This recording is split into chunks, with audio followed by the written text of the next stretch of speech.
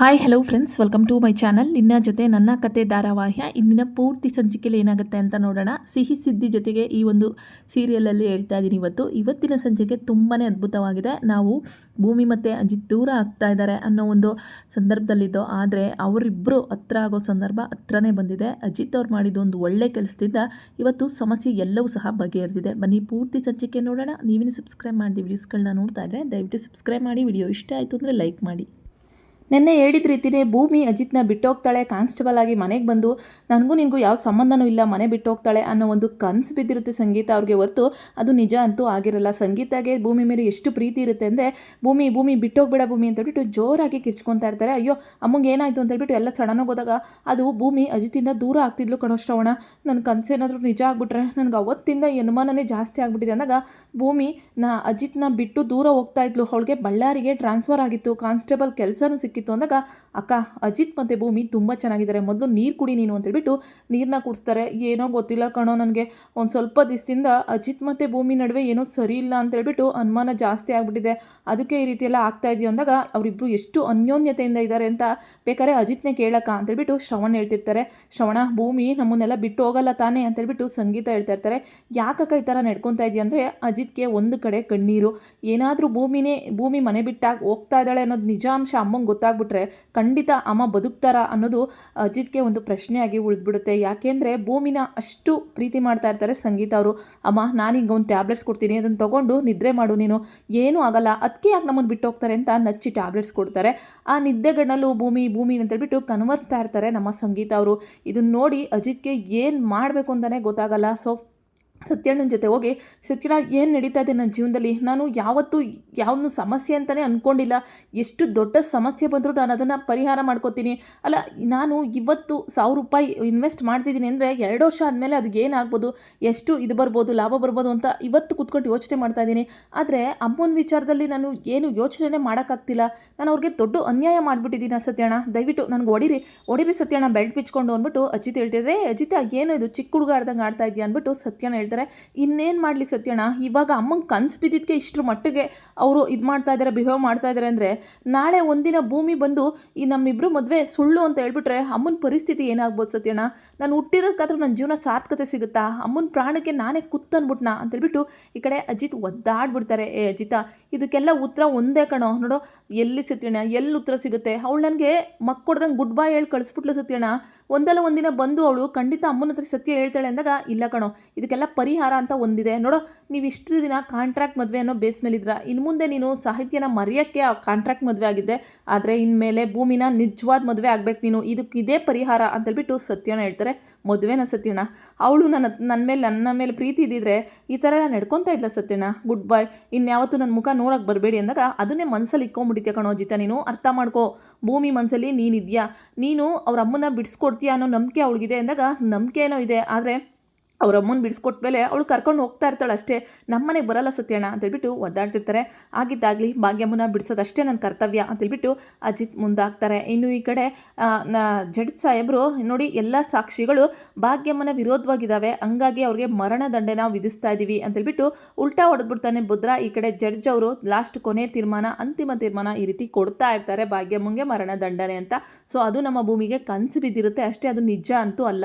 ಭೂಮಿ ಇದ್ದೋಳು ಅಮ್ಮ ಅಂತೇಳ್ಬಿಟ್ಟು ಜೋರಾಗಿ ಎದೊಳ್ತಾಳೆ. ಸಹನಾ ಅನ್ನೋ ಹುಡುಗಿ ನೀರು ಕೊಡ್ತಾಳೆ. ಏನಾಯ್ತಕ್ಕ ಅಂದಾಗ, ಏನಿಲ್ಲ, ನನ್ನಿಂದ ನಿಂಗೆ ನಿದ್ದೆಗೆ ತೊಂದರೆ ಆಯಿತು, ಅಲ್ಲ ಸಾಹೇಬರು ಹೇಳ್ದಂಗೆ ನಮ್ಮಮ್ಮ ಪರ್ಮನೆಂಟಾಗಿ ಜೈಲಲ್ಲೇ ಇದ್ಬಿಡ್ಬೇಕಾ, ಸಾಹೇಬ್ರ ಮೇಲೆ ಈ ನಡುವೆ ನನಗೆ ಎಷ್ಟು ದ್ವೇಷ ಬರ್ತಿದೆ ಅಂದರೆ, ಅವ್ರನ್ನ ನಂಬಿ ನಾನು ಅವ್ರನ್ನ ಬಿಡಿಸ್ತಾರೆ ಅಂತ ಕಾಂಟ್ರಾಕ್ಟ್ ಮದುವೆ ಸಹ ಒಪ್ಕೊಂಡೆ, ಇವತ್ತು ಅವ್ರು ನಮ್ಮ ಅಮ್ಮನ ಬಿಡಿಸಲ್ಲ ಅಂದರೆ ನಾನು ಏನು ಮಾಡಲಿ, ಇಲ್ಲ ಬೇರೆ ಯಾರಾದರೂ ಲಾಯರ್ ಇಕ್ಸ್ಬೇಕು, ನನಗೆ ಈ ನಡುವೆ ಸಾಹೇಬ್ರನ್ನ ಮಾತುಗಳು ಕೇಳಿ ಅವ್ರ ಮೇಲೆ ದ್ವೇಷ ಬರ್ತಾ ಇದೆ, ಈ ದ್ವೇಷದಿಂದನಾದರೂ ನನ್ನ ಭಾಗ್ಯಮ್ಮನ ಬಿಡಿಸ್ಬೇಕು ಅಂತೇಳ್ಬಿಟ್ಟು ಭೂಮಿ ಮನಸ್ಸಲ್ಲಿ ಅವಳಷ್ಟು ಅವಳೇ ಮಾತಾಡ್ಕೊತಾ ಇರ್ತಾಳೆ. ಅಂದರೆ ಅಜಿತ್ ಸಾಹೇಬರು ನಮಗೆ ಮೋಸ ಮಾಡ್ತಾ ಇದ್ದಾರೆ ಅನ್ನೋದು ಭೂಮಿ ಮನಸ್ಸಲ್ಲಿ ಲಕ್ಷ್ಮಕ್ಕ ಹೇಳಿರೋ ಮಾತಿನಿಂದ ತುಂಬಿಕೊಂಡಿರುತ್ತೆ. ಇನ್ನು ಈ ಕಡೆ ಭಾಗ್ಯಮ್ಮ ಅವರ ಒಂದು ಕೇಸ್ನ ಓಪನ್ ಮಾಡಿ ಇವಾಗ ಮತ್ತೆ ಚಾರ್ಜ್ ಶೀಟ್ನ ಹಾಕಿರ್ತಾರೆ ಅಜಿತ್ ಅವರು. ಸೊ ಅದ್ರ ಬಗ್ಗೆ ಕೋರ್ಟಲ್ಲಿ ವಾದ ವಿವಾದ ನಡೀತಾ ಇರ್ತವೆ. ಭಾಗ್ಯಮ್ಮನ ಕಡೆ ಲಾಯರ್ ಅವರು ಜಡ್ಜ್ ಸಾಹೇಬ್ರಿಗೆ, ಸಾಹೇಬ್ರೆ ಇವಾಗ ನಮಗೆ ಒಂದು ಅದ್ಭುತವಾದ ಸಾಕ್ಷಿ ಸಿಕ್ಕಿದೆ, ಹಂಗಾಗಿ ನಮ್ಮ ಭಾಗ್ಯಮ್ಮ ನಿರಪರಾಧಿ ಅಂತ ಹೇಳ್ಬಿಟ್ಟು ನಾವು ಸಾಬೀತು ಮಾಡ್ತೀವಿ ಅಂದಾಗ, ಸರಿ ಕಣ್ರಿ ಸಾಬೀತು ಮಾಡೋದೇ ಆಯಿತು, ಅದೇನೇನಿದೆ ನಿಮ್ಮ ಹತ್ರ ಸಾಕ್ಷಿ ಕೊಡ್ರಿ ಅಂದಾಗ, ಸರಿ ಸಾಹೇಬ್ರೆ ಆಯಿತು ಅಂತ ಹೇಳ್ಬಿಟ್ಟು ಈ ಕಡೆ ಆ ಲಾಯರ್ ಹೇಳ್ತಾರೆ. ಈಗ ಅಜಿತ್ಗೆ ಸಿಕ್ಕಿರೋ ಸಾಕ್ಷಿ ಏನು ಅಂದರೆ, ಭದ್ರ ನಾನೇ ಕೊಲೆ ಮಾಡಿದ್ದೀನಿ ಅಂತ ಒಪ್ಕೊಂಡಿರೋ ಸಾಕ್ಷಿ ವಿಡಿಯೋ ರೆಕಾರ್ಡ್ ಆಗಿದೆ, ಮತ್ತು ಅದನ್ನು ಪೇಪರ್ ಮೂಲಕವೂ ಸಹ ಪ್ರಿಂಟ್ ಆಗಿ ಈ ಕಡೆ ಜಡ್ಜ್ ಮುಂದೆ ಈ ಕಡೆ ಲಾಯರ್ ಕೊಡ್ತಾರೆ. ಭದ್ರನ್ನ ಕರೆಸ್ಬೇಕು ಕಟ್ಕಟೆಗೆ ಅಂತ ಹೇಳ್ಬಿಟ್ಟು ಸಹ ಹೇಳ್ತಾರೆ. ಭಾಗ್ಯಮ್ಮ ಅವರು ಅವತ್ತೊಂದು ದಿವಸ ತನ್ನ ಗಂಡನ್ನ ಯಾವುದೇ ರೀತಿ ಕೊಲೆ ಮಾಡಿಲ್ಲ, ಆ ಕೊಲೆ ಮಾಡಿರೋದೇ ಬೇರೆ ಅನ್ನೋ ಒಂದು ಸತ್ಯಾಂಶ ನಮ್ಮ ಅಜಿತ್ ಸಾಹೇಬರು ಭಾಗ್ಯಮ್ಮ ಅವ್ರನ್ನ ಕೇಸ್ನ ತಗೊಂಡಿದ್ರು. ಅವರು ತುಂಬ ದಿವಸದಿಂದ ಕಲೆ ಹಾಕಿ ಎಲ್ಲ FIRಗಳನ್ನ ಹಾಕಿ ಇವತ್ತು ಅದನ್ನು ಕೋರ್ಟ್ಗೆ ಪ್ರೊಸೀಡ್ ಮಾಡಿದ್ದಾರೆ ಅಂತೇಳ್ಬಿಟ್ಟು ಹೇಳ್ತಾರೆ. ಅವರ ವಿರುದ್ಧದ ಲಾಯರು, ಶ್ರವಣ್ ಅವರೇ ನೀವೇನು ಹೇಳ್ತೀರಾ ಅಂತೇಳ್ಬಿಟ್ಟು ಜಡ್ಜ್ ಕೇಳ್ತಾರೆ. ಸರ್ ಅದೇನೇನು ಸಾಕ್ಷಿ ಸಿಕ್ಕಿದೆಯೋ ಮೊದಲು ಕೊಡಲಿ, ಆಮೇಲೆ ನಾನು ನೋಡ್ತೀನಿ ಏನು ಮಾತಾಡಬೇಕು ಏನು ವಾದ ಮಾಡಬೇಕು ಅಂತೇಳ್ಬಿಟ್ಟು ಶ್ರವಣ್ ಹೇಳ್ತಾರೆ. ಸರಿ ಆಯಿತು ಅಂತ ಜಡ್ಜ್ ಸಾಹೇಬರು ಹೇಳ್ತಾರೆ. ಏನು ಸಾಕ್ಷಿ ಸಿಕ್ಕಿದೆ ಕೊಡಿ ಅಂತೇಳ್ಬಿಟ್ಟು ಜಡ್ಜ್ ಸಾಹೇಬರು ಕೇಳ್ತಾರೆ. ಇವಾಗ ಪೇಪರ್ ಲಿಖಿತ ರೂಪದಲ್ಲಿರುವಂಥ ಸಾಕ್ಷಿಗಳನ್ನೆಲ್ಲನೂ ಕೊಡ್ತಾರೆ. ಮತ್ತು ಭದ್ರ ಇವಾಗ ಏನು ಉಲ್ಟಾ ಹೊಡಿದೆ, ಅಜಿತ್ ಸಾಹೇಬರು ಹೇಳ್ದಂಗೆ ಅವ್ನು ಕೊಟ್ಟಿರೋ ರೆಕಾರ್ಡೇ ನಿಜ ಅಂತ ಹೇಳಿದ್ರೆ ಭಾಗ್ಯಮ್ಮ ಸೇಫ್ ಆಗ್ತಾರೆ. ಇನ್ನು ಲಕ್ಷ್ಮಕ್ಕ ಇದ್ದವರು ಖಂಡಿತ ಭಾಗ್ಯಕ್ಕಂಗೆ ನ್ಯಾಯ ಕೊಡಿಸ್ತಾರೆ ಇವರು ಅಂತೇಳ್ಬಿಟ್ಟು ಯೋಚನೆ ಮಾಡ್ತಿರ್ತಾರೆ. ಅಲ್ಲಿ ಸಂಗೀತ, ದೇವಯಾನಿ ಎಲ್ಲನೂ ಬರ್ತಿರ್ತಾರೆ. ಈ ಕಡೆ ಭದ್ರಂಗೆ ಒಂದು ಕಡೆಗೆ ದೇವಯಾನಿ ಮೇಲೆ ಕಣ್ಣು, ಅಂದರೆ ಏನು ಹೇಳೋದು ಏನು ಬಿಡೋದು, ಸತ್ಯ ಒಪ್ಕೊ ಅಂತ ಹೇಳ್ಬಿಟ್ರು ಏನಪ್ಪ ಮಾಡೋದು ಅಂತೇಳ್ಬಿಟ್ಟು ಈ ಕಡೆ ಒದ್ದಾಡ್ತಿರ್ತಾನೆ ಸತ್ಯ. ಈ ಕೇಸಿನ ಪರವಾಗಿ ಅಜಿತ್ ನಾರಾಯಣ್ ಅವರು ಸ್ವಲ್ಪ ಕಟ್ಕಟೆಗೆ ಬರಬೇಕು ಅಂದಾಗ ಅಜಿತ್ ನಾರಾಯಣ್ನ ಕರೀತಾರೆ. ನೋಡಿ ನೀವು ಭಾಗ್ಯಮ್ಮ ಅವ್ರ ಕೇಸ್ನ ಅಟೆಂಡ್ ಮಾಡಿದ್ದೀರಾ, ಸಾಕ್ಷಿಗಳನ್ನ ಕಲೆ ಹಾಕಿದ್ದೀರಾ, ನಿಮ್ಮ ಪ್ರಕಾರ ಭಾಗ್ಯಮ್ಮ ಯಾವುದೇ ತಪ್ಪು ಮಾಡಿಲ್ಲ ಅನ್ನೋದಕ್ಕೆ ಏನು ಸಾಕ್ಷಿ ಸಿಕ್ಕಿದೆ ಅಂದಾಗ, ಸರ್ ನಾನು ಹುಡುಕಿರೋ ಪ್ರಕಾರ ಭದ್ರನೇ ಈ ಕೊಲೆನ ಮಾಡಿರೋದು ಅಂತ ಒಪ್ಕೊಂಡಿದ್ದಾನೆ, ಮತ್ತು ಭದ್ರ ನಮ್ಮ ಕುಟುಂಬದ ಮೇಲೆ, ನಮ್ಮ ಅತ್ತೆ ಶಾರದಾ ಅವ್ರ ಮೇಲೆ ವಿಷದ ಇಂಜೆಕ್ಟ್ ಮಾಡೋಕ್ಕೆ ಬಂದಿದ್ದ, ಅದ್ರ ಮೇಲೂ FIR ಹಾಕಿದ್ದೀವಿ. ನಮ್ಮ ಕುಟುಂಬದ ಮೇಲೆ ಯಾರಿಗೋ ದ್ವೇಷ ಇದೆ, ಅದನ್ನು ಭದ್ರನ ಕೈಲಿ ಮಾಡಿಸ್ತಾ ಇದ್ದಾರೆ. ಆ ಒಂದು ಕೇಸ್ನ ಮುಂದುವರ್ಸೋಕ್ಕೆ ನೀವು ನನಗೆ ಪರ್ಮಿಷನ್ನ ಕೊಡಬೇಕು ಅಂತ ಜಡ್ಜ್ ಹತ್ರ ಅಜಿತ್ ಅವರು ಕೇಳ್ಕೊತಾರೆ. ಅಷ್ಟೇ ಅಲ್ಲ, ಈ ಒಂದು ಕೇಸಲ್ಲಿ ಭಾಗ್ಯಮ್ಮನ ನೀವು ನಿರಪರಾಧಿ ಅಂತ ಬಿಡ್ಬೋದು, ಯಾಕೆಂದರೆ ಭದ್ರ ತನ್ನ ತಪ್ಪನ್ನು ತಾನು ಒಪ್ಕೊಂಡಿದ್ದಾನೆ ಅಂತ ಅಜಿತ್ ವಾದ ಮಾಡ್ತಾರೆ. ಭದ್ರನ್ನ ಕಟ್ಕಟೆಗೆ ಕರೀತಾರೆ. ಈ ಕಡೆ ಜಡ್ಜ್ ಸಾಹೇಬ್ರು ಕೇಳ್ತಾರೆ, ಏನಪ್ಪ ನೀನು ಹೇಳಿರೋದಂಥದ್ದೆಲ್ಲ ನಿಜನಾ, ನೀನೇನಾ ಕೊಲೆ ಮಾಡಿದ್ದು, ಇಲ್ಲ ನೀನು ಯಾರಾದರೂ ಫೋರ್ಸಾಗಿ ಈ ಥರ ಹೇಳು ಅಂತ ಹೇಳಿದ್ರ ಅಂತೇಳ್ಬಿಟ್ಟು ಜಡ್ಜ್ ಸಾಹೇಬರು ಕೇಳ್ತಾ ಇರ್ತಾರೆ. ಈ ಕಡೆ ಭದ್ರಂಗೆ ಭಯದಲ್ಲಿ ದೇವಯಾನಿ ಕಡೆ ನೋಡ್ತಾ ಇರ್ತಾನೆ. ಈ ಕಡೆ ಭದ್ರ ನೀನು ಏನು ಹೇಳಿದ್ಯೋ ಅದನ್ನು ಇಲ್ಲಿ ಹೇಳು ಅಂತೇಳ್ಬಿಟ್ಟು ಅಜಿತ್ ಹೇಳ್ತಾರೆ. ಅದು ಅದು ಅದು ಅಂತೇಳ್ಬಿಟ್ಟು ಒದ್ದಾಡ್ತಿರ್ತಾನೆ. ನೋಡಪ್ಪ ಬಲವಂತ ಇಲ್ಲ, ನೀನು ಕೊಲೆ ಮಾಡಿದರೆ ಕೊಲೆ ಮಾಡಿದ್ದೀನಿ ಅಂತ ಒಪ್ಕೋ, ಬಲವಂತಕ್ಕೆ ಯಾರು ಒಪ್ಕೊಳ್ಳೋಂಗಿಲ್ಲ ಅಂತೇಳ್ಬಿಟ್ಟು ಜಡ್ಜ್ ಸಾಹೇಬರು ಹೇಳ್ತಾ ಇರ್ತಾರೆ. ಈ ಕಡೆ ದೇವಯಾನಿನ ನೋಡ್ತಾ ಇದ್ದಂಥ ಭದ್ರನ ಮೇಲೆ ಅಜಿತ್ ಕಣ್ಣಿರುತ್ತೆ. ಯಾಕೆ ಇವನು ಅತ್ತೆ ಕಡೆಗೆ ನೋಡ್ತಾ ಇದ್ದಾನಲ್ಲ, ಇದರಲ್ಲಿ ದೇವಯಾನಿ ಪಾತ್ರ ಇದೆ ಅಂತ ಅಜಿತ್ಗೆ ಚೆನ್ನಾಗಿ ಗೊತ್ತಿರುತ್ತೆ. ಆದರೆ ಭದ್ರ ಈಗ ಉಲ್ಟಾ ಹೊಡಿತನ ಅನ್ನೋದೇ ಇರೋದು. ಹೌದು ಸರ್ ನಾನೇ ಕೊಲೆ ಮಾಡಿದ್ದು ಅಂದ್ಬಿಟ್ಟು ಭದ್ರ ಕೊನೆಗೂ ಒಪ್ಕೊಂಡ್ಬಿಡ್ತಾನೆ. ನಾನು ಹೇಳಿಲ್ವಾ ಸರ್ ಅಂತೇಳ್ಬಿಟ್ಟು ಈ ಕಡೆ ಒಂದು ಕಡೆ ಭಾಗ್ಯಮ್ಮ ಎಲ್ಲರಿಗೂ ಸಹ ಖುಷಿ, ಇವನು ಕೊಲೆ ಮಾಡಿದ್ದೀನಿ ಅಂತ ಒಪ್ಕೊಂಡಿದ್ದಾನೆ ಸರ್, ಒಪ್ಕೊಂಡಿಲ್ದಂಗೆ ಉಲ್ಟಾ ಹೊಡೆದ್ರೂ ನಮ್ಮ ಹತ್ರ ವಿಡಿಯೋ, ಆಡಿಯೋ ರೆಕಾರ್ಡ್ ಮತ್ತು ಲಿಖಿತ ರೂಪದಲ್ಲೂ ಸಹ ಸಾಕ್ಷಿಗಳು ದೊರಕಿದೆ, ಹಾಗಾಗಿ ಈ ಕಡೆ ಭದ್ರ ಯಾವುದೇ ರೀತಿ ತಪ್ಪಿಸ್ಕೊಳಕ್ಕಾಗಲ್ಲ ಅಂತ ಅಜಿತ್ ಹೇಳ್ತಾರೆ. ಸರಿ ಆಯಿತು, ನಿನಗೆ ಯಾರೂ ಒತ್ತಾಯ ಮಾಡಿಲ್ಲ ಅಲ್ವೇನಪ್ಪ ಅಂದಾಗ, ಇಲ್ಲ ಸರ್ ನಾನೇ ವೀರಣ್ಣನ ಮೇಲೆ ಮಗಳು ಭೂಮಿ ನನ್ನ ಮದುವೆ ಮಾಡಿಕೊಡ್ಲಿಲ್ಲ ಅಂತ ನಾನೇ ಅಯ್ಯಪ್ಪನ ಕೊಲೆ ಮಾಡಿ ಆಚೆ ಓಡ್ ಬಂದ್ಬಿಟ್ಟೆ, ಈ ಭಾಗ್ಯಮ್ಮ ಹೋಗಿ ಚಾಕ ಹಿಡ್ಕೊಂಡಿದ್ರು ಅಷ್ಟೇ, ನಾನೇ ತಪ್ಪು ಮಾಡಿದ್ದು ಅಂತೇಳ್ಬಿಟ್ಟು ಭದ್ರ ಒಪ್ಕೋತಾನೆ. ಈ ಕಡೆ ಇದೇ ಥರ ಮಾಡಬೇಕು ಅಂತ ದೇವಯಾನಿ ಹೇಳಿರ್ತಾಳೆ, ಅವಳು ಸೇಫ್ ಆಗಬೇಕಲ್ಲ, ಹಂಗಾಗಿ ಇನ್ನು ಭದ್ರ ಅವಳನ್ನ ನೋಡ್ತಿರೋದನ್ನ ಅಬ್ಸರ್ವ್ ಮಾಡಿರ್ತಾರೆ ನಮ್ಮ ಅಜಿತ್ ಅವರು. ಒಂದು ಕಡೆ ಖುಷಿ ಭಾಗ್ಯಮ್ಮಂಗೆ ಮತ್ತು ಎಲ್ಲರಿಗೂ ಸಹ. ಜಡ್ಜ್ ಸಾಹೇಬರು ಸರಿ ಆಯಿತು, ಇಷ್ಟು ದಿನ ಈ ಕೇಸು ಇಷ್ಟು ವರ್ಷದಿಂದ ತಳ್ಕೊಂಬಂದಿದೆ, ಪಾಪ ನಿರಪರಾಧಿ ಭಾಗ್ಯಮ್ಮ ಅವರು ಇಷ್ಟು ವರ್ಷ ಸತತವಾಗಿ 20 ವರ್ಷದಿಂದ ಜೈಲಲ್ಲೇ ವಾಸ ಮಾಡಿದ್ದಾರೆ, ಇನ್ನು ಮುಂದೆ ಅವ್ರಿಗೆ ನಿರಪರಾಧಿ ಅಂತ ಘೋಷಣೆ ಮಾಡಿ ಅವ್ರಿಗೆ ಯಾವುದೇ ಶಿಕ್ಷೆ ಇಲ್ಲದೆ ಆಚೆ ಬಿಡ್ತೀವಿ, ಅದೇ ರೀತಿ ಭದ್ರನ್ಗೆ ನಾವು ಮರಣ ದಂಡನೆ ವಿಧಿಸ್ತಾ ಇದ್ದೀವಿ, ದಂಡನೆನ ಅಂತೇಳ್ಬಿಟ್ಟು ಕೋರ್ಟು ಜಡ್ಜ್ಮೆಂಟ್ನ ಕೊಡುತ್ತೆ. ಈ ಕಡೆ ಭಾಗ್ಯಮ್ಮಂಗೆ ತುಂಬ ಖುಷಿ ಆಗ್ತಿರುತ್ತೆ, ಲಕ್ಷ್ಮಕ್ಕಂಗೆ ಆಶ್ಚರ್ಯ ಆಗ್ತಿರುತ್ತೆ. ಸಾಹೇಬರು ಹೇಳಿದ್ದು ಸತ್ಯಣ್ಣನ ಹತ್ರ ಸುಳ್ಳ, ಹಾಗಾದರೆ ನಾನು ಭೂಮಿ ಹತ್ರ ಸಾಹೇಬ್ರ ಮೇಲೆ ತಪ್ಪಾಗಿ ಹೇಳ್ಬಿಟ್ನಾ ಅಂತೇಳ್ಬಿಟ್ಟು ಈ ಕಡೆ ಲಕ್ಷ್ಮಕ್ಕ ಒಂಥರ ಬೇಜಾರು ಮಾಡ್ಕೊತಾ ಇರ್ತಾರೆ. ಆದರೆ ಭಾಗ್ಯಮ್ಮ ಬಿಡುಗಡೆ ಆಗಿದ್ದು ಖುಷಿ ಇರುತ್ತೆ. ಸಂಗೀತ ಅಂತೂ ಕೊನೆಗೂ ನನ್ನ ಮಗ ಈ ಕೇಸ್ನ ಗೆದ್ಬಿಟ್ಟ, ಭೂಮಿ ತಾಯಿನ ಬಿಡಿಸ್ಬಿಟ್ಟ, ಭೂಮಿ ಕಾನ್ಸ್ಟೇಬಲ್ ಆಗೋ ಬರೋಷ್ಟರಲ್ಲಿ ಭಾಗ್ಯಮ್ಮ ಅವರು ನಮ್ಮ ಮನೇಲಿ ಇರ್ತಾರೆ, ಭೂಮಿಗೆ ಎಷ್ಟು ಖುಷಿ ಅಲ್ವಾ, ಮೊದಲು ಇದನ್ನು ಭೂಮಿಗೆ ಹೇಳಬೇಕು ಅಂತೇಳ್ಬಿಟ್ಟು ಸಂಗೀತ ಯೋಚನೆ ಮಾಡ್ತಿರ್ತಾರೆ.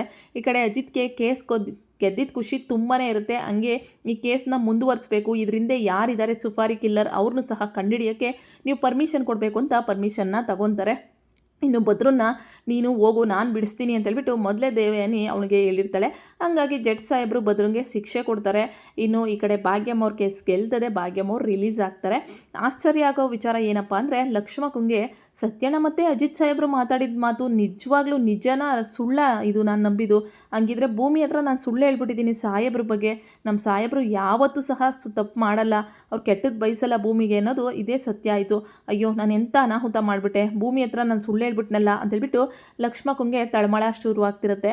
ಅಜಿತ ನನ್ನ ಮಗ ಬಂಗಾರ ಹೇಳ್ದಂಗೆ ಭೂಮಿ ತಾಯಿನ ಬಿಡಿಸ್ಬಿಟ್ಟ ಅಂತೇಳ್ಬಿಟ್ಟು ಹೇಳ್ತಾ ಇರ್ತಾರೆ. ದೇವೇನಿದ್ದಳು ಬಿಡಿಸು ಭಾಗ್ಯಮ್ಮ ನೀನು ರಿಲೀಸ್ ಆದರೆ ತಾನೇ ಅಜಿತ್ಗೆ ನನ್ನ ಮೇಲಿರೋ ಫೋಕಸ್ ಕಡಿಮೆ ಆಗಬೇಕು. ಭದ್ರ ಒಳಗೆ ಹೋದ್ಮೇಲೆ ಅವ್ನು ಈ ಕೇಸಿಂದ ಸ್ವಲ್ಪ ಹಿಂದೆ ಸರಿತಾನೆ, ಅವಾಗ ಮಾತ್ರ ನನ್ನ ಬೇಳೆಕಾಳನ್ನ ಬೇಯಿಸ್ಕೊಳಕ್ಕಾಗೋದು ಅಂದ್ಬಿಟ್ಟು ಹೇಳ್ಕೊತಾ ಇರ್ತಾರೆ. ಇನ್ನು ಭದ್ರ ಈ ಎಳ್ಕೊಂಡು ಹೋಗ್ತಿದ್ರೆ ದೇವಯಾನಿ ಕಡೆಗೆ ನೋಡ್ಕೊಂಡು ಹೋಗ್ತಾ ಇರ್ತಾನೆ. ಈ ನನ್ನ ಮಗ ಯಾಕೆ ಈ ದೇವಯಾನಿ ಅತ್ತೆ ನೋಡ್ತಾ ಇದ್ದಾನೆ, ಏನೋ ಇದೆ ಅನ್ನೋದಂತೂ ಅಜಿತ್ಗೆ ಪಕ್ಕ ಗೊತ್ತಾಗುತ್ತೆ. ಸೊ ಅದನ್ನು ಕಂಡುಹಿಡಿಬೇಕು ಅಂತೇಳ್ಬಿಟ್ಟು ಅಜಿತ್ ಪರ್ಮಿಷನ್ನು ಸಹ ತಗೊಂಡಿರ್ತಾರೆ. ಅದಕ್ಕೋಸ್ಕರ ಭದ್ರನ್ನ ನೆಕ್ಸ್ಟ್ ಇನ್ವೆಸ್ಟಿಗೇಷನ್ ಮಾಡಿದ್ರೆ ಆಯಿತು ಅಂದ್ಬಿಟ್ಟು ವಿಚಾರಣೆ ಮಾಡ್ಕೊತಿರ್ತಾರೆ. ಈ ಖುಷಿಯಾದ ವಿಚಾರನ ಭೂಮಿಗೆ ಮೊದಲು ತಿಳಿಸ್ಬೇಕು ಅಂತೇಳ್ಬಿಟ್ಟು ಅಜಿತ್ ಯೋಚನೆ ಮಾಡ್ತಾ ಇರ್ತಾರೆ. ಅದೇ ರೀತಿ ಭದ್ರ ನೀನು ಏನೇ ಮಾಡು, ನಿನ್ನಿಂದ ಯಾರಿದ್ದಾರೆ ಅಂತ ಕಂಡುಹಿಡಿತೀನಿ. ಇವತ್ತು ನೀನು ಸತ್ಯ ಹೇಳಿ ಒಳಗಡೆ ಇದೆಯಾ, ಆದರೆ ನಿನ್ನಿಂದ ಯಾರಿದ್ದಾರೆ, ನೀನು ನಿರಪರಾಧಿ ಅಂತ ನಿನ್ನೂ ಸಹ ನಿರೂಪಣೆ ಮಾಡ್ತೀನಿ. ಯಾಕೆಂದರೆ ನೀನು ಸುಪಾರಿ ಕಿಲ್ಲರ್ ಆಗಿದೆಯಾ ಅಷ್ಟೇ, ನಿನಗೆ ಸುಪಾರಿ ಕೊಟ್ಟಿರೋದು ಯಾರು ಅಂತ ನಿನಗೂ ಸಹ ಗೊತ್ತಿರ್ತದೆ. ಅವ್ರು ಯಾರು ಅಂತ ಕಂಡುಹಿಡಿದು ನಿನಗೆ ಶಿಕ್ಷೆ ಕಡಿಮೆ ಮಾಡ್ತೀನಿ ಅಂತೇಳ್ಬಿಟ್ಟು ಈ ಕಡೆ ನಮ್ಮ ಅಜಿತ್ ಸಾಹೇಬರು ಹೇಳ್ತಾರೆ. ಯಾಕೆಂದರೆ ಕೊಟ್ಟ ಮಾತಲ್ಲಿ ನಿಂತ್ಕೋತಾರೆ. ಜಡ್ಜ್ಮೆಂಟು ಭಾಗ್ಯಮ್ಮ ನಿರಪರಾಧಿ ಅಂತ ಹೇಳ್ಬಿಟ್ಟು ಆಚೆಗಡೆ ಬರ್ತಾರೆ. ಇನ್ನು ಒಳ್ಳೆ ವಿಚಾರವಾಗಿ ಭೂಮಿ ತಾಯಿ ಆಚೆ ಬಂದಿದ್ದಕ್ಕೆ ಲಕ್ಷ್ಮಕ್ಕ ಇದ್ದವರು ಭೂಮಿಗೆ ಇದನ್ನು ಮೊದಲು ಹೇಳ್ಬೇಕು. ಭದ್ರನೇ ಕೊಲಗಾರ, ಭಾಗ್ಯಮ್ಮ ಯಾವ ತಪ್ಪು ಮಾಡಿಲ್ಲ. ಭೂಮಿ ಹಾಗೆ ಒಂದು ತಪ್ಪು ವಿಚಾರ ಹೇಳಿದ್ದೀನಿ ನಾನು, ಸಾಹೇಬ್ರ ಮೇಲೆ ನಿನ್ನ ಹತ್ರ ಹೇಳಿದ ತಪ್ಪು ವಿಚಾರನ ದಯವಿಟ್ಟು ನನ್ನ ಕ್ಷಮೆ ಕೇಳಿಬಿಡ್ಬೇಕು. ಸಾಹೇಬ್ರ ಹತ್ರ ಮೊದಲು ಬರ್ತಾಳೆ. ಸಾಹೇಬ್ರೆ ನಿಮ್ಮ ಹತ್ರ ಮಾತಾಡಬೇಕು ಅಂದಾಗ ಏನಾಯಿತು ಏನು ಲಕ್ಷ್ಮಕ್ಕ ಅಂದಾಗ ಅದು ನಾನು ಭೂಮಿ ಹತ್ರ ನಿಮ್ಮ ಬಗ್ಗೆ ತಪ್ಪಾಗಿ ಹೇಳ್ಬಿಟ್ಟಿದ್ದೀನಿ ಅಂದಾಗ ಏನು ಹೇಳಿದ್ದೀರಾ ಅಂದಾಗ ನೀವು ಭಾಗ್ಯಮ್ಮನ ಬಿಡಿಸಲ್ಲ, ಅವತ್ತು ನೀವು ಮತ್ತು ಸತ್ಯಣ್ಣ ಮಾತಾಡ್ತಿದ್ರಲ್ಲ ಅದ್ರ ಬಗ್ಗೆ ಕೇಳಿಸ್ಕೊಂಡು ಭೂಮಿ ಹತ್ರ ಹೇಳಿದೆ ಅಂದಾಗ ಓ ಅದಕ್ಕೆ ಭೂಮಿ ಅವತ್ತು ನನಗೆ ಗುಡ್ ಬಾಯ್ ಹೇಳಿದ್ದು ಅಂದಾಗ ಪರವಾಗಿಲ್ಲ ಬಿಡಿ ಲಕ್ಷ್ಮಕ್ಕ, ಈಗ ಭಾಗ್ಯಮ್ಮನ ಬಿಡಿಸಿದ್ದೀನಲ್ಲ ಎಲ್ಲವೂ ಸರೋಗುತ್ತೆ ಅಂದ್ಬಿಟ್ಟು ಅಜಿತ್ ಹೇಳ್ತಾರೆ. ಇನ್ನು ಭಾಗ್ಯಮ್ಮ ಬಂದವರು ಅಳಿಯಂದರೆ ನೀವು ನಮ್ಮ ಪಾಲಿನ ದೇವರು, ನಾನು ಎಲ್ಲಿ ನನ್ನ ಜೀವನ ಪೂರ್ತಿ ಜೈಲಲ್ಲೇ ಕೊಳಿಬೇಕು ಅಂತ ಇದ್ದವ್ರನ್ನ ಇವತ್ತು ಬಿಡಿಸಿದ್ದೀರಾ, ನಿಮಗೆ ಎಷ್ಟು ಕೃತಜ್ಞತೆ ಹೇಳಿದ್ರು ಕಡಿಮೆ ಆಗಿಲ್ಲ. ಭೂಮಿ ಯಾಕೆ ಬಂದಿಲ್ಲ ಅಂತೇಳ್ಬಿಟ್ಟು ಭಾಗ್ಯಮ್ಮ ಕೇಳ್ತಾರೆ. ಭೂಮಿ ಕಾನ್ಸ್ಟೇಬಲ್ ಟ್ರೈನಿಂಗ್ ಹೋಗಿದ್ದಾರೆ ಅಂತ ಅಜಿತ್ ಹೇಳ್ತಾರೆ. ಏನು ಕಾನ್ಸ್ಟೇಬಲ್ ಆಗ್ತಾ ಇದ್ದಾಳೆ ಭೂಮಿ ಅಂದಾಗ ಹೌದು ಆಗ್ತಾ ಇದ್ದಾಳೆ, ಅವಳನ್ನ ನೀವು ನಾಳೆ ಹೋಗಿ ನೋಡ್ಕೊಂಬರಿಯವರಂತೆ ಅಂದ್ಬಿಟ್ಟು ಅಜಿತ್ ಹೇಳ್ತಾರೆ. ಇನ್ನು ಲಕ್ಷ್ಮಕ್ಕ ಬಂದು ಭಾಗ್ಯಮ್ಮನ ಅಪ್ಕೊಂಡು ಲಕ್ಷ್ಮಕ್ಕ ನಿಮ್ಮನ್ನ ಇವತ್ತು ಅಜಿತ್ ಸಾಹೇಬರು ಬಿಡುಗಡೆ ಮಾಡಿಬಿಟ್ರು, ಭೂಮಿಗೆ ಈ ವಿಚಾರನ ಹೇಳಬೇಕು ಅಂತೇಳ್ಬಿಟ್ಟು ಆಚೆ ಹೋಗಿ ಭೂಮಿಗೆ ಫೋನ್ ಮಾಡ್ತಾಳೆ ಲಕ್ಷ್ಮಕ್ಕ. ಭೂಮಿ ಇವತ್ತು ನಿನಗೊಂದು ಸಿಹಿ ಸುದ್ದಿ ಭಾಗ್ಯಮ್ಮ ಜೈಲಿಂದ ರಿಲೀಸ್ ಆದರು ಅಂದಾಗ ಲಕ್ಷ್ಮಕ್ಕ ನೀವೇನು ಹೇಳ್ತಿದ್ದೀರಾ ಅಂದಾಗ ಹೌದು ಯಾರು ರಿಲೀಸ್ ಮಾಡಿಸಿದ್ದು ಅಂದಾಗ ಅಜಿತ್ ಸಾಹೇಬ್ರೆ ಅಂದಾಗ ಮತ್ತೆ ನೀವು ಹೇಳಿದ್ದು ಅಂದಾಗ ಅದು ನಾನು ತಪ್ಪು ತಿಳ್ಕೊಂಬಿಟ್ಟಿದ್ದೀನಿ ಭೂಮಿ, ಅಜಿತ್ ಸಾಹೇಬರು ಭಾಗ್ಯಮ್ಮನ ರಿಲೀಸ್ ಮಾಡಿದ್ರು, ಭದ್ರನೇ ಕೊಲೆ ಅಂತ ಅವ್ನಿಗೆ ಶಿಕ್ಷೆ ಆಯಿತು ಅಂದ್ಬಿಟ್ಟು ಲಕ್ಷ್ಮಕ್ಕ ಹೇಳ್ತಾರೆ. ಏನು ನಿಜನಾ ಅಮ್ಮ ರಿಲೀಸ್ ಆದ್ರ ಅಂದ್ಬಿಟ್ಟು ಭೂಮಿ ಖುಷಿ ಪಡ್ತಿರ್ತಾಳೆ. ಅಯ್ಯೋ ದೇವ್ರೆ ಸಾಹೇಬ್ರ ಮೇಲೆ ಇಷ್ಟೊಂದೆಲ್ಲ ಕೆಟ್ಟದಾಗಿ ಯೋಚನೆ ಮಾಡ್ಬಿಟ್ನಲ್ಲ, ನನ್ನ ಸಾಹೇಬ್ರು ಯಾವತ್ತೂ ಕೆಟ್ಟದ್ದು ಮಾಡಲ್ಲ ಅನ್ನೋದಕ್ಕೆ ಇದೇ ಒಂದು ಬೆಸ್ಟ್ ಉದಾಹರಣೆ. ಇನ್ನು ಮುಂದೆ ನನ್ನ ಸಾಹೇಬ್ರನ್ನ ಅವ್ರ ಕಾಲಿಗಾದರೂ ಬಿದ್ದು ಕ್ಷಮೆ ಕೇಳ್ತೀನಿ, ಎಷ್ಟು ನಿಷ್ಠೂರವಾಗೆಲ್ಲ ಮಾತಾಡಿದ್ದೀನಿ ಅಂದ್ಬಿಟ್ಟು ಭೂಮಿ ಯೋಚನೆ ಮಾಡ್ತಾ ಇರ್ತಾಳೆ. ಒಟ್ಟಿನಲ್ಲಿ ಎಲ್ಲ ಸುಖಾಂತ್ಯವಾಗಿದೆ. ನೋಡೋಣ ಭೂಮಿ ಈ ಅಜಿತ್ಗೋಸ್ಕರ ತನ್ನ ಸಂಗೀತ ಅತ್ತೆಗೋಸ್ಕರನಾದರೂ ಮತ್ತೆ ಅಜಿತ್ ಜೊತೆ ಜೀವನ ಮಾಡ್ತಾರಾ ಅಂತ. ವಿಡಿಯೋಗಳು ಇಷ್ಟ ಆದರೆ ಲೈಕ್ ಮಾಡಿ. Thank you.